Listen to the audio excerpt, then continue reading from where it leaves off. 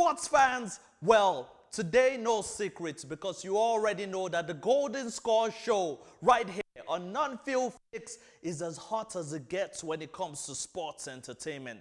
So, without saying more, get ready for another electrifying show. Yeah.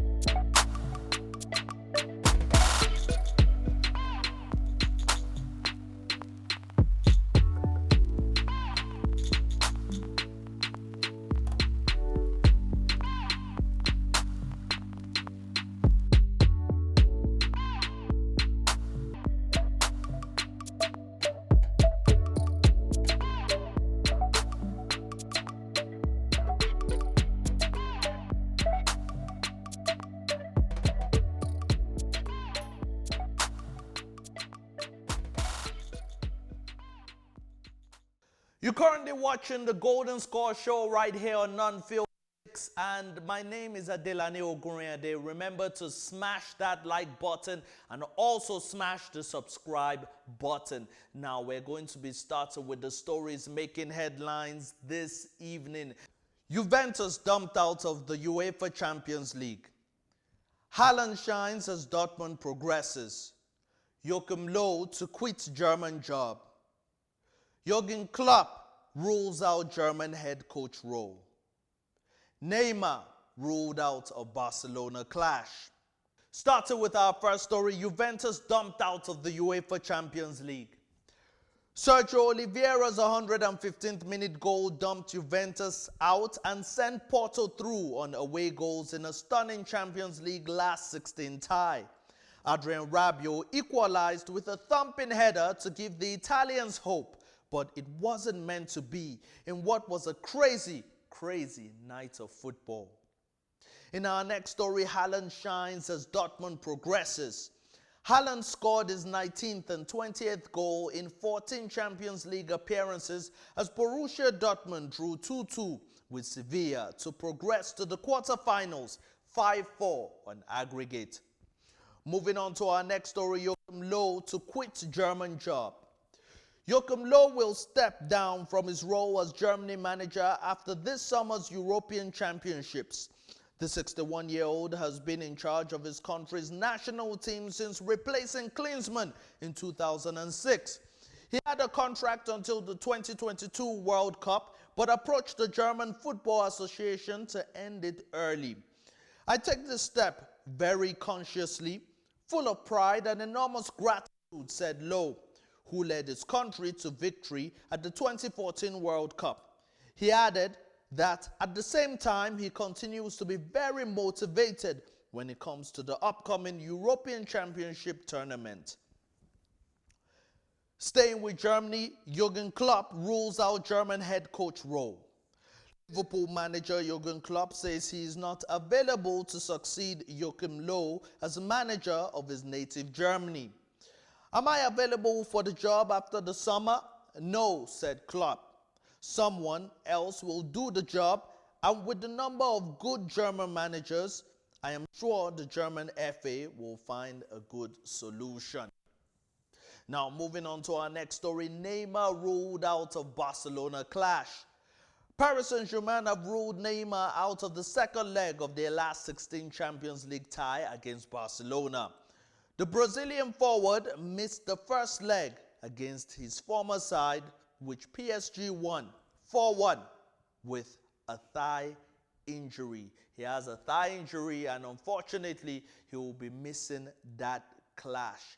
Well, that wraps up our news this hour. After the break, we will be sitting with our in-house specialist, Emmy Akura. You don't want to miss that. Stay tuned.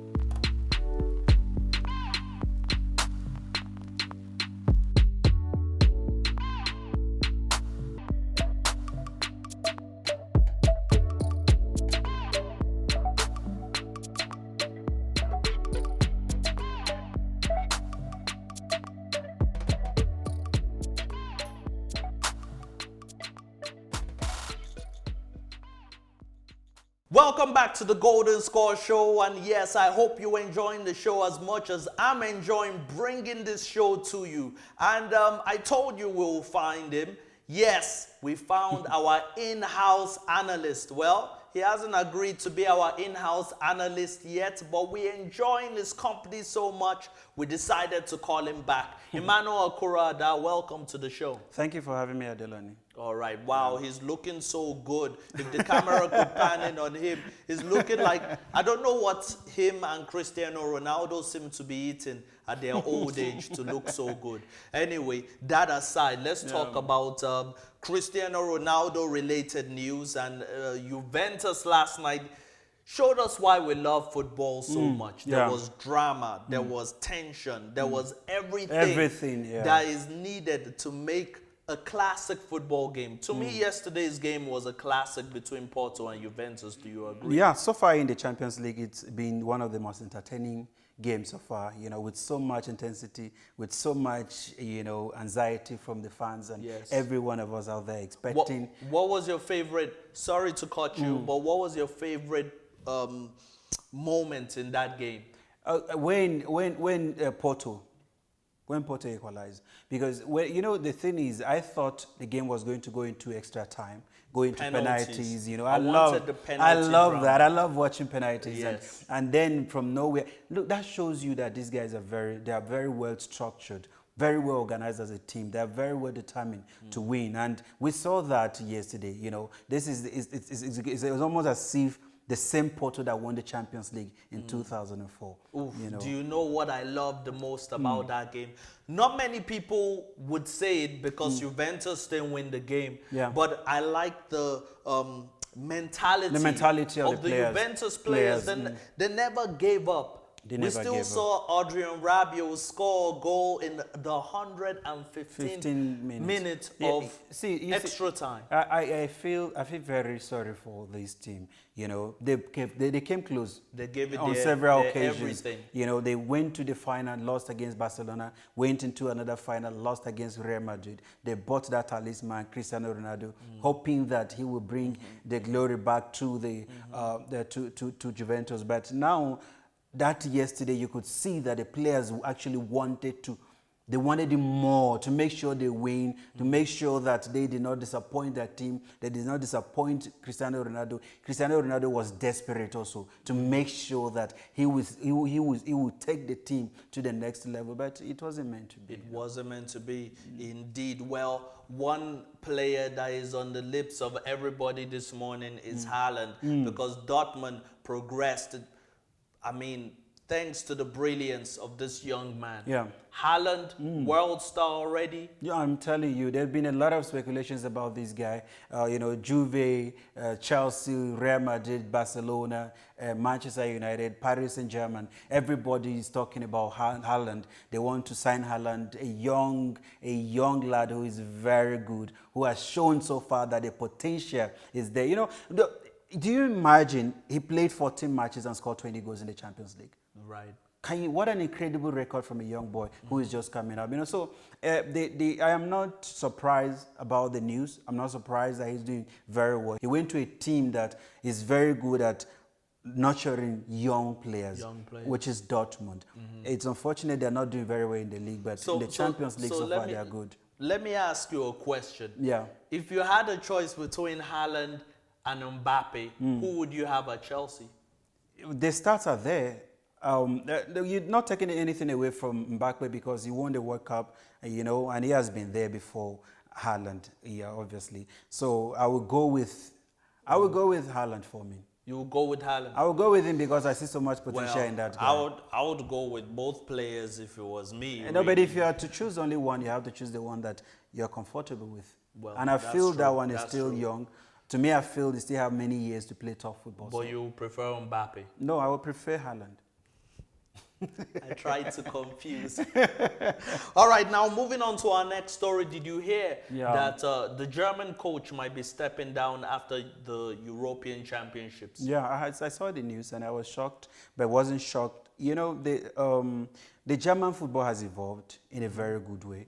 And if you look at it, that from 2000, after 2000, they were horrible. And they decided to revamp the entire team, the national team, the junior team. After, that was when after England thumped them 5-1. So they now started from their building. They started from the under 17s, the 19s, the 20s, and from there they started promoting young players. And Klinsmann took over. Klinsmann was in charge in 2006. They went into the semi-final of the World Cup, which they hosted, and they were unable to get to the final, but they played very well. And one could see from that moment that the German team is heading towards the right direction. And they hired Lowe. Lowe came in as a coach who was an assistant coach. He took them from there, started from where the previous coach stopped, and started building from there. He was able to promote some of the young players. We saw the likes of Ozil, James, Boateng and all that. These players came through from their junior team, and he was able to do something great with them. He's done really well. Won the World Cup with them. He retired. He retired some players like David Luiz. If you remember when they beat the Brazil 7-1,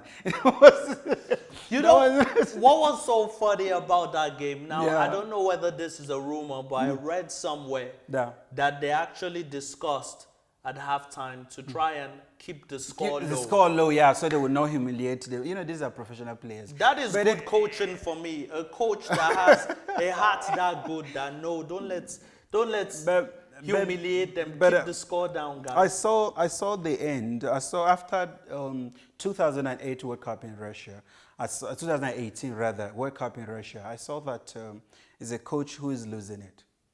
He is losing it. And he won the World Cup, 4 years before he went to the Russia World Cup in 2018. And you could see that the players were not together anymore. Some of the players started having issues, and some were complaining. If you remember very well, the Barcelona goalkeeper then complaining that he preferred Noah, despite the fact that he was good. He was #1 in Barcelona, and he was not being used. And you look at some of all these things that were coming up. One could see that, okay, I envisioned this day to come, that he will leave at some point. Man, so who takes over? Well, we still, Germany is not short of coaches. When you talk about Germany, is where the players are, the young coaches are coming up. And if you say the Liverpool coach, well, there were speculations here and there that he would be the one to take over, but he's saying that he's not going anywhere. He's just saying it now because he's still under contract with Liverpool. But we'll see. But they're not short of coaches that will take over from. All right, now let's look at some of the rumors happening, making the rounds in the world of football.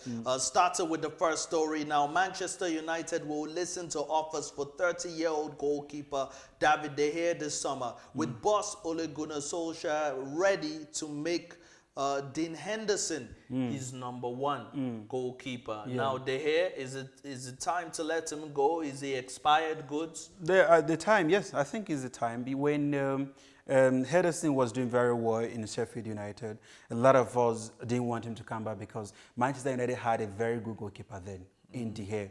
And you could look at it that he started dropping. The form started dropping here and there, making costly. There was a time Real Madrid were desperate for his signature. They wanted this, and that was when he was in form. And then he started making some errors. Were not okay with the team so many points. And the coach bringing back Henderson. A lot of us were okay. Make this guy #1. Why are you bringing him back to be on the bench? So a lot of us were not happy him coming to be on the bench. And if that is going to be the case, that he's going to be #1, trust me, I'll be very happy with it. And also, the English people will be very happy because chances are that he might be England #1, So. Ooh, and check this next story. Real Madrid are showing interest in signing Manchester City and Algeria winger Riyad Mahrez. Riyad Mahrez is a player that I really admire. Now, would he be a good fit for Real Madrid or not so much for you? Well, there are so many things involved, Adelani, where you're leaving a league to a new environment completely. To some players, it's very easy for them to adapt. To some players, it takes time. We can see that with Eden Hazard. When he was in Chelsea, he was the best player in the Premier League. He went to Real Madrid now. He can hardly manage 2 goals a season. So if Mahrez is a quality player, no doubt. We've seen that with Leicester City. He won the league with them when they were not. No one gave him the opportunity to win the league, and he now went to Manchester City, won the league there, and is on the verge of winning again with Manchester City. So If he goes to Real Madrid, I know Super Eagles fans, they turned the volume yeah, no, they don't like low him. because A lot of us what don't. what it did to us, yeah. what it did to Super Eagles during the Nations Cup. Yeah. Well, as Nigerians, we have to find it in our hearts to forgive. You know, Ray a lot of people don't like him, but he's a quality player, a top class Very player. good. We can see that this season that he's playing very well. So if he's going to Real Madrid, I'm not surprised. He's a player who has been playing on the top football for a long time now in the English Premier League. So if he can go to Real Madrid, oh, kudos to him. It will be good for African football also. Definitely. Yeah. I'm not sure the last African footballer to play for Real Madrid. I think it was Emmanuel Adebayo. Was yeah. it the last? I'm not sure if he was the last, but Adebayo played for Real Madrid. sure. He was on loan at some point. Well, Real Madrid. Riyad Mahrez, I'm sure he's going to shine at Real Madrid. Now, moving on to our next story. Barcelona have reached a verbal agreement with Bayern Munich for defender David Alaba. Now, just a verbal agreement. Yeah, I mean, but it's possible they might sign him. You know, there was so many people were going for this guy, but according to the news coming out is that he was demanding too much. You know, he's a quality player. At the age of 28, he has won 26 trophies, 2 Champions League, 9 league titles, and you know, cup here and there with Bayern Munich. He has done so much. He's a quality player. He deserves every news that is coming about him in a good way. If he's going to Real Madrid, kudos to him. If he's going to Barcelona, all well and good. It's up to him. If he decides that he's going to come to Chelsea, we'll be happy, you know. So it's all about, everything is about him. If he decides that he wants to go, but he's a quality Emmanuel player. has started dreaming again. You started dreaming again live with sets. He's not coming to Chelsea. He's a quality player. Anything can happen in the world of soccer. He's demanding £400,000 a week. I mean, any team that can be able to meet that. He's a free agent, remember, at the end of the season. So at the end of the season, if he's free and you decide to sign him for $400,000, he's yours. You know? All right, well, let's switch our attention to tonight's game now. I'm a bit scared for Southampton tonight because Manchester City decided to go on an early pre-season break when they played Manchester United.